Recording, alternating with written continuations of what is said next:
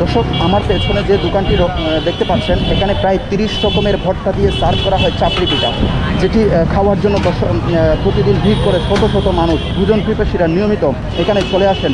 এবং প্রতি পিস আপনারা দেখতে পাচ্ছেন, প্রতি পিস চাপড়ি পিঠার দাম 35 টাকা, যেটি ডিম দিয়ে বানানো হয় সেটি 35 টাকা। প্রতিদিন এখানে মানুষজন এই চাপড়ি পিঠা খাওয়ার জন্য ভিড় করে থাকেন।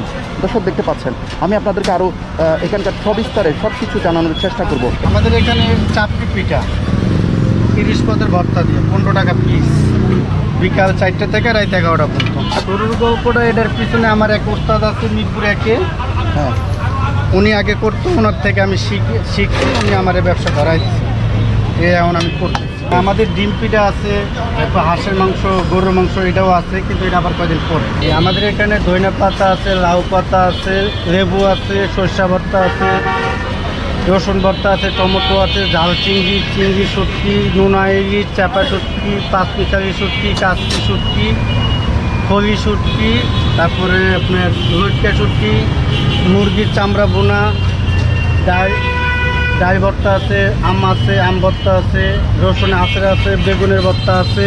মিরপুর স্টেডিয়ামের 3 নম্বর গেটের অপর সাইডে ন্যাশনাল উচ্চ বিদ্যালয়ের পাশে সাইনবোর্ডের নিচে।